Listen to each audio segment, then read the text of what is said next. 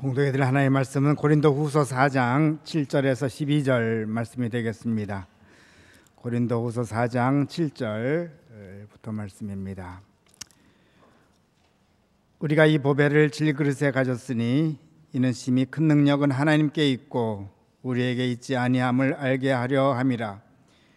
우리가 사방으로 우겨쌈을 당하여도 쌓이지 아니하며 답답한 일을 당하여도 낙심하지 아니하며 박해를 받아도 버림받지 아니하며 거꾸로 뜨림을 당하여도 망하지 아니하고 우리가 항상 예수의 죽음을 몸에 짊어짐은 예수의 생명이 또한 우리 몸에 나타나게 하려 함이라.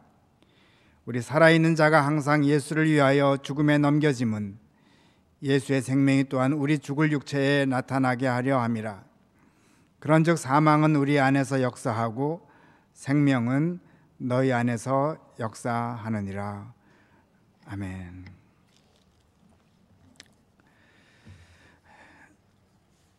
단편 소설에 나오는 이야기입니다.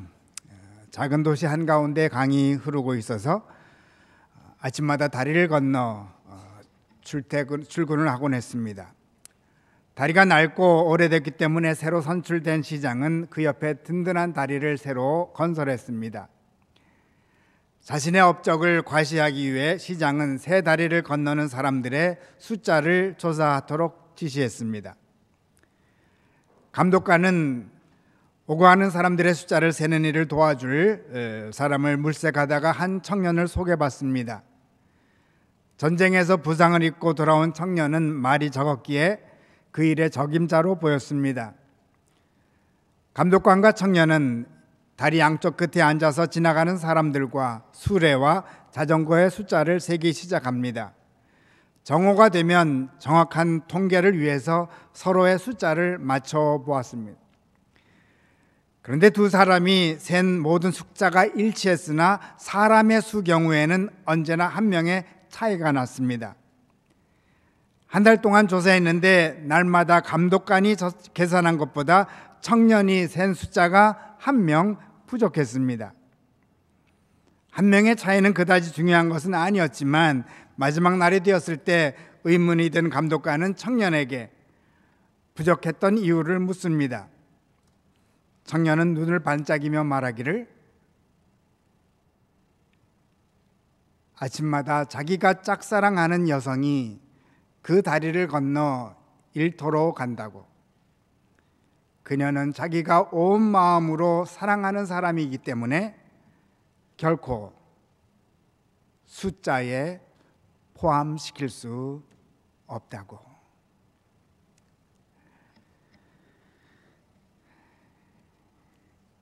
여성을 짝사랑하다 보니 숫자로 넣을 수 없었던 청년의 아름다운 이야기입니다.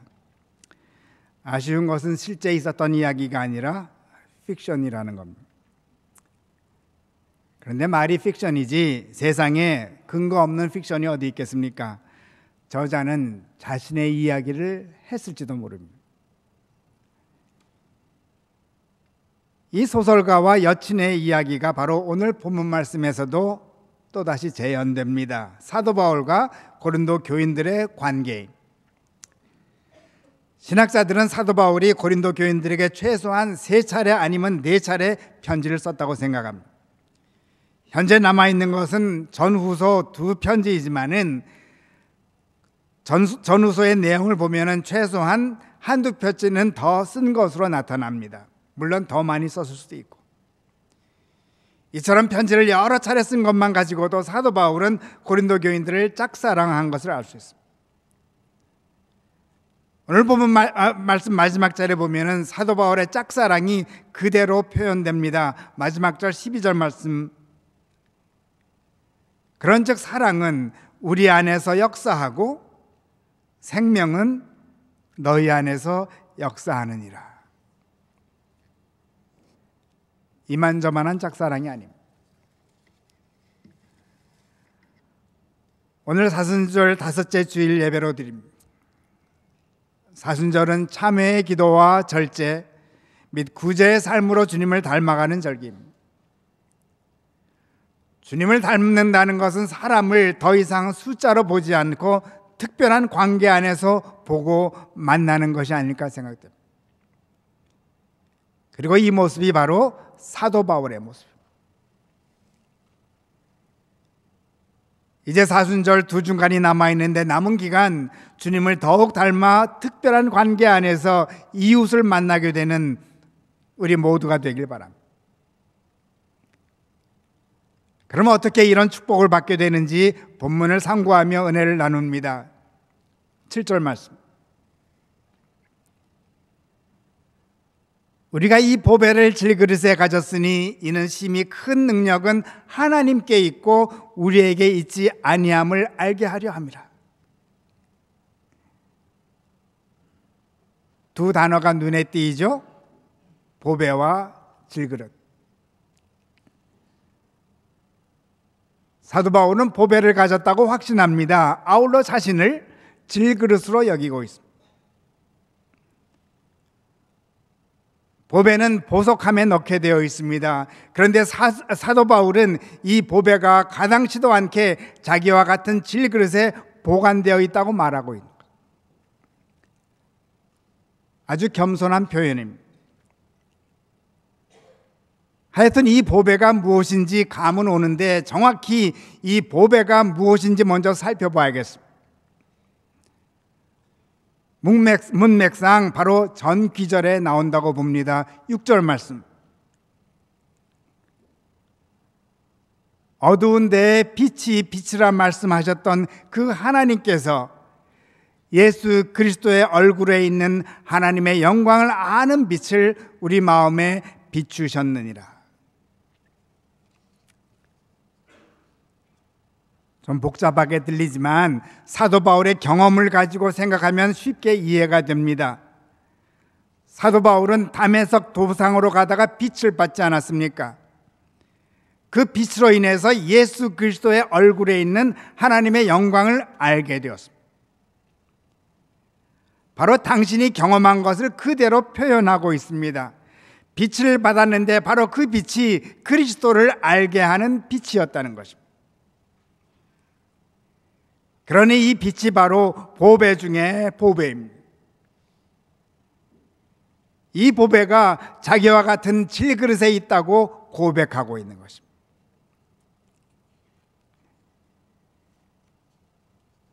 사실 청년의 이야기로 빗대어 보면 사도 바울이 왜 이 빛을 보배라고 표현하는지 알 수 있을 것 같습니다. 청년이 짝사랑한 아가씨가 어느 날 청년의 눈빛을 알아보게 되었다고 가정하십시다. 그러면 그 눈빛이 보배처럼 생각되지 않았을까요? 숫자로 가득 찬 세상에 자기를 숫자로 보지 않는 눈빛을 만났습니다.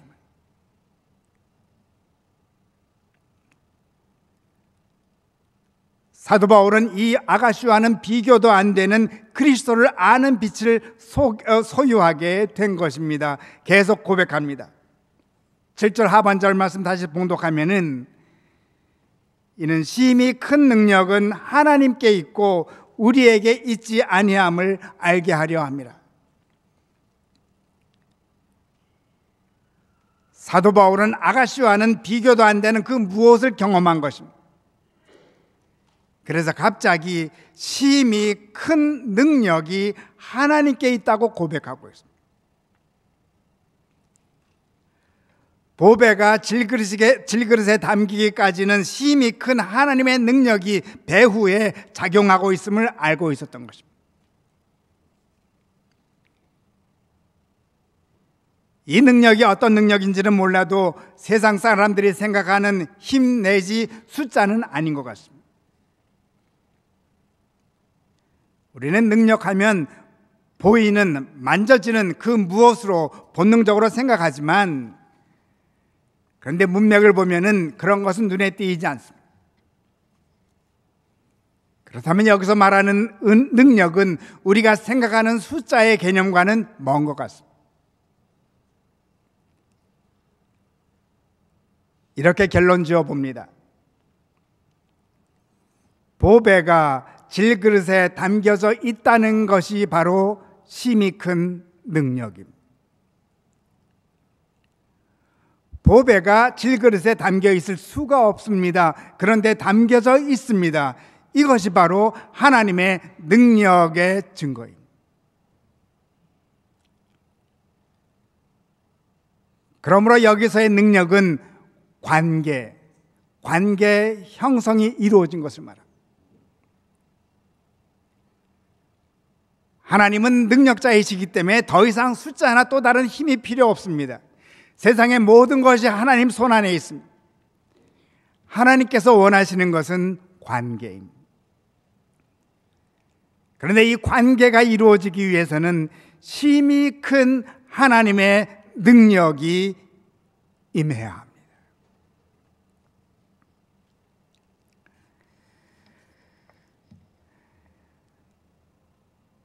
원종수 목사님이라고 우리 의사이자 목사이신 분 아시는 분 아실 줄로 압니다. 제가 학교 다닐 때 2년 선배였습니다.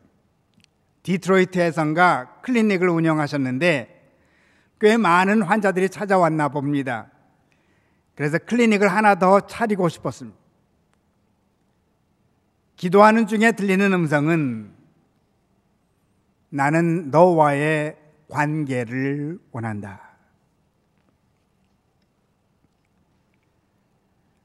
하나님의 능력은 클리닉을 2개, 3개, 4개 더 차리는 데서 나타나지 않는다는 것입니다. 깊은 관계에서 나타난다는 것입니다. 하나님께서 원 목사님과 관계를 원하신 이유가 있습니다. 원 목사님이 클리닉을 열어서 환자를 볼 때는 하나님의 심히 큰 능력까지 필요 없습니다. 그동안 닦은 지식과 경험으로 충분합니다. 사실 원 목사님은 저와 기독학생회도 같이 했는데 그분은 1등으로 졸업한 분입니다. 그의 실력은 누구나 다 인정합니다. 그 실력으로 진료는 잘할 수 있지만 하나님과의 관계에는 전혀 기여를 못합니다. 하나님과의 관계를 위해서는 하나님의 심히 큰 능력이 임하여야 합니다. 아니, 이미 임했습니다. 심히 큰 능력 가운데 있으니 이 시간을 돈을 더 버는 데 사용하지 말고 함께 그 시간을 즐기자라는 뜻이었습니다.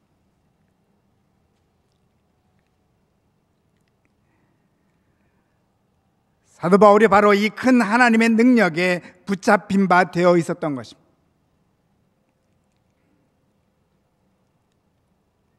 그러면 하나님의 심히 큰 능력이 임하고 있는 곧 보배가 담긴 질그릇의 삶은 어떤 삶일까요? 모두 원정수 목사님과 비슷할까요? 8절 9절 말씀입니다. 우리가 사방으로 우겨쌈을 당하여도 쌓이지 아니하며 답답한 일을 당하여도 낙심하지 아니하며 박해를 받아도 버림받지 아니하며 거꾸로 뜨림을 당하여도 망하지 아니하고.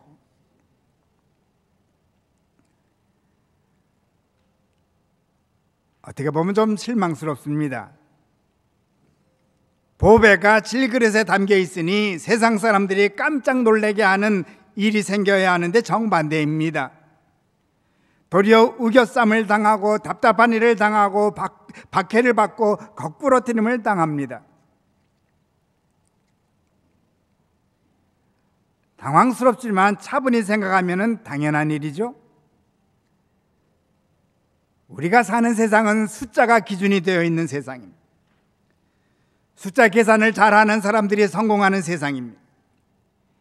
연봉이 많은 사람이 성공했다고 생각을 하는 세상입니다. 이런 세상에서 처음 소개해드린 청년처럼 산다면 어떻게 되겠습니까? 픽션이니까 우리가 재미있게 읽었지 나의 고용인이 그렇게 했다면 어떻게 하시겠습니까? Fire.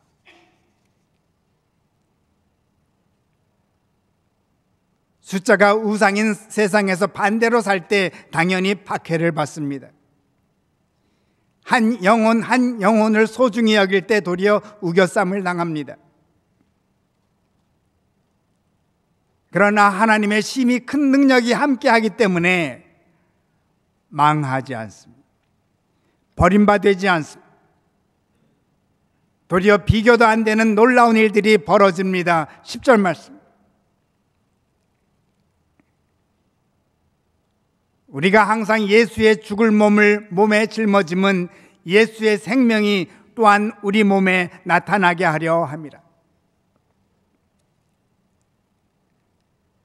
하나님의 심히 큰 능력의 소유자들은 예수의 죽음을 몸에 짊어지는 자들입니다. 그 결과 예수의 생명이 또한 그들 안에 나타나게 됩니다. 이것이 진실로 하나님의 능력입니다. 하나님께서는 예수의 생명이 믿는 자들로 인해 온 세상에 드러나게 하기 위하여 고난을 허락하십니다.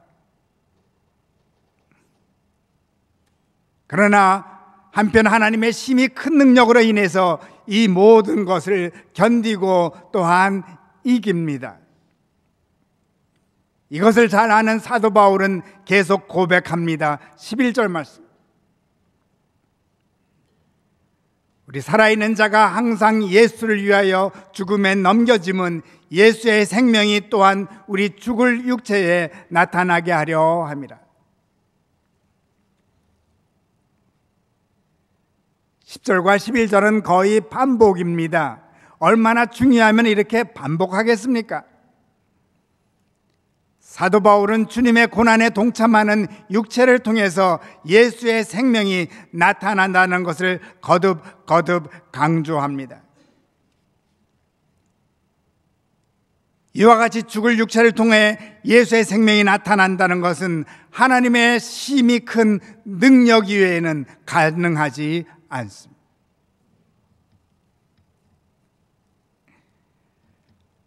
결국 보배를 질그릇에 담으시는 하나님께서 예수의 생명을 우리 죽을 육체에 또한 담고 계십니다. 그래서 사도 바울은 고백합니다. 12절 말씀. 그런즉 사망은 우리 안에서 역사하고 생명은 너희 안에서 역사하느니라. 예수님의 죽음으로 하나님과 관계를 맺은 사도 바울은 이제 주님의 고난에 동참함으로 이웃과 생명의 관계를 맺는 축복을 누리게 된 것입니다. 이웃을 더 이상 숫자로 보지 않는 삶을 살게 된 것입니다. 사랑의 아름다운 대상이 되었습니다. 이를 위해 우리는 사순절을 지키고 있습니다.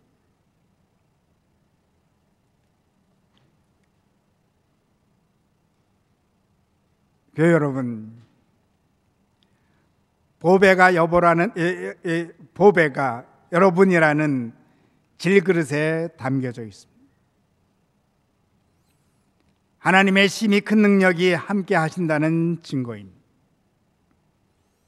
하나님의 심히 큰 능력 가운데 또한 이웃과 생명의 관계를 누리는 축복된 남은 사순절이 되시기를 바랍니다.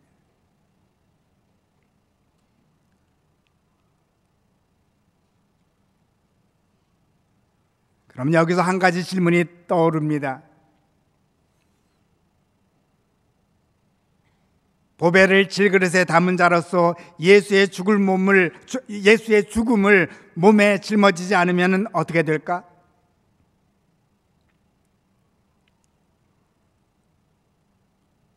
복음서에는 하나님의 능력은 숫자가 아닌 것을 알려주는 이야기가 있습니다. 주님께서 거라사인이라는 지방에 이르러서 무덤 사이에 살던 귀신 들린 사람을 만나죠. 그 사람 안에 있는 귀신이 자기를 그 지방에서 내보내지 말라고 하면서 주님께 대신 돼지떼에 들어가게 해달라고 간청합니다. 귀신의 소원대로 사람에게 나와 돼지떼에 들어가게 하십니다. 그랬더니 돼지 2,000마리가 바다에 빠져 죽습니다. 왜? 예수님에게는 숫자가 중요하신 분이 아닙니다. 2,000마리 아니 10,000마리의 돼지도 한 사람의 영혼을 위해서는 바다에 빠뜨리시는 분입니다. 제가 이 이야기를 말씀드리는 이유는 영국의 유명한 무신론자 버틀란드 러셀이 있습니다. 이분이 나는 왜 기독교인이 아닌가라는 책을 썼는데, 당신이 무신론자가 된 이유 중 하나는 한 사람을 구하기 위해 돼지 2,000마리를 죽이는 자를 하나님으로 받아들일 수 없다고 주장합니다. 숫자의 노예가 된 사람입니다. 그러면 왜 러셀이 숫자의 노예가 되었을까요? 기독교의 진리를 보지도 맛보지도 못해서일까요?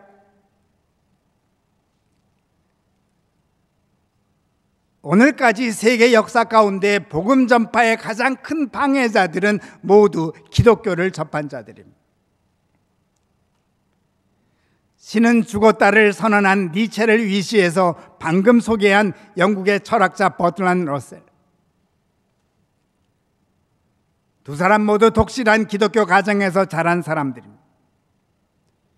러셀의 이야기만 소개해드립니다. 러셀은 2살 때 어머니를 여의고 4살 때 아버지 맞아 잃습니다. 그 후 엄격한 기독교 신자인 할머니가 그를 맡아 양육합니다. 그런데 할머니는 그에게 생각의 자유를 전혀 허락하지 않습니다. 그가 질문을 하면 더 이상 입을 열지 못하게 막습니다. 제정신이야? 중요한 질문 아니야? 뭔가 문제야? 신경 쓰지 마. 형 랭크처럼 대놓고 반항하지 못한 러셀은 생각을 밖으로 표현하지 못한 채 시인 셀리를 반항의 모델로 우상시했고, 18살이 되었을 때 무신론자가 자임을 선언하기 시작합니다. 이후로 그는 21세기의 가장 완강한 무신론자의 한 사람으로 이름을 떨치게 됩니다. 러셀이 무신론자가 된 이유는 도리어 기독교 가정에서 자랐기 때문입니다. 기독교의 가정에서 자라되 예수의 생명을 할머니에게서 보지 못했습니다. 아마 할머니는 명목상 신자이고 도리어 전형적인 숫자의 노예로 사시지 않았을까 생각되어집니다. 결과적으로 사망이 손자에게 임한 것입니다.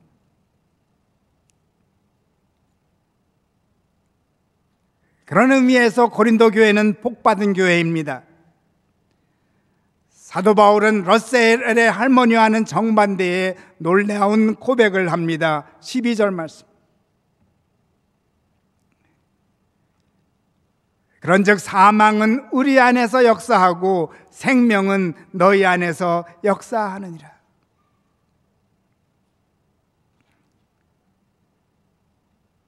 사도 바울은 그들을 사랑했습니다. 그들 안에 하나님의 능력이 임하고 있는 것을 보게 하길 원했습니다. 곧 그들도 보배가 담긴 질그릇임을 알게 하기 원했습니다. 그러기 위해서는 값을 치러야 했습니다. 한 가지 길밖에 없었습니다. 사도 바울은 그리스도의 죽음을 몸에 채워갑니다.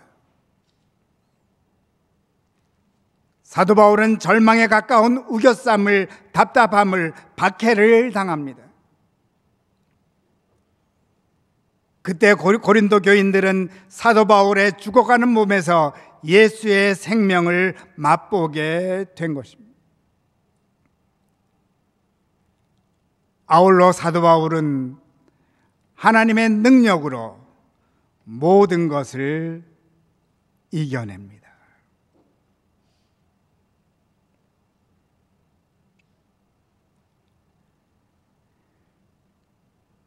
우리가 사순절을 지키는 이유가 여기 있습니다. 우리가 예수를 믿는다고 하지만 예수의 이름으로 무신론자 러셀을 만들어갈 수가 있기 때문입니다.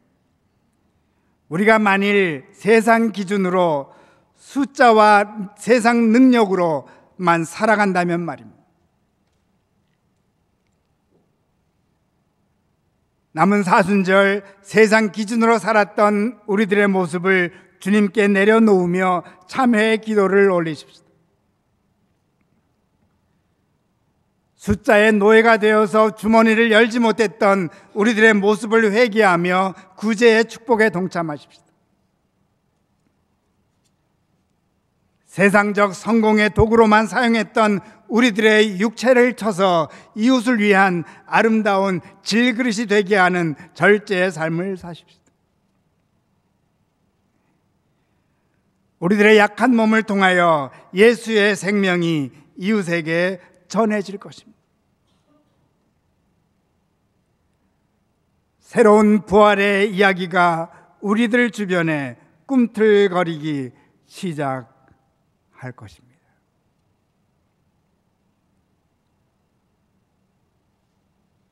주님을 위하여 주님의 죽음을 우리들의 죽을 몸에 담으십시다.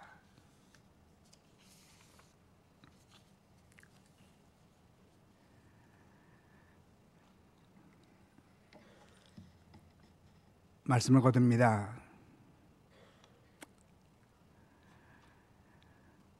최근 한두 번 소개해드렸던 서강대 교수였던 한동일 신부님이 종종 알제리에서부터 친구의 편지를 받곤 했다고 합니다. 친구의 편지에는 많은 고난과 절망의 이야기가 가득 차 있는데, 그러나 역설적으로 그 친구의 편지를 읽으면서 도리어 새로운 생명 내지 영양제가 됨을 고백을 합니다. 한 편지만을 소개해 드립니다. 전부가 아니라 발췌한 것입니다. 제목은 나는 더 이상 목이 마르지 않다. 절망에 늘 지쳐 있었다. 그러다가 그 절망에 눌려 희망의 끝마저 내려놓고 싶을 때면 신은 어김없이 사탕을 주었다. 오래 가지는 않지만 사탕은 충분히 맛있었다.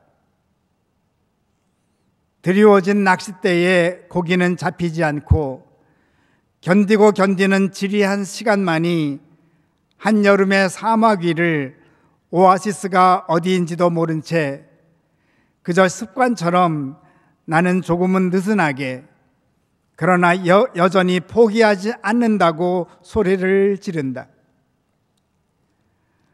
절망의 공세가 무서울수록 신은 숨겨둔 내 마음속에 가난함을 열어주어 절망과 친구가 된 내 삶을 축하해 준다.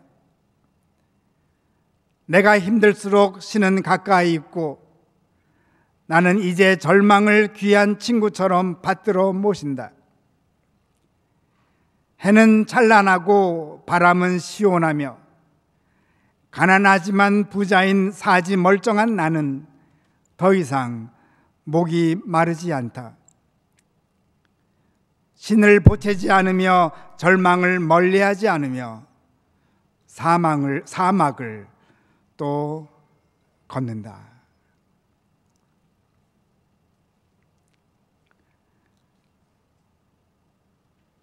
아무나 이런 시를 쓸 수 있을까요? 아무나 절망을 멀리하고 사막을 또 걸을 수 있을까요?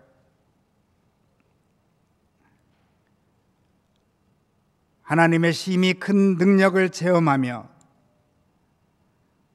주님의 따뜻한 눈길을 느끼는 자들은 이런 시를 쓸 수 있습니다. 하나님과의 관계가 회복되어 있기 때문입니다. 그 어떤 것도 끊을 수 없는 관계가. 아울러 이들은 이웃에게 희망을 줍니다. 이웃 안에 있는 보배를 일깨우기 때문입니다. 절망의 이야기에서 생명의 노래가 울려 퍼지는 남은 사순절을 사십시다. 사도 바울은 고백합니다. 우리가 이 보배를 질그릇에 가졌으니 이는 심히 큰 능력은 하나님께 있고 우리에게 있지 아니함을 알게 하려 함이라. 아멘.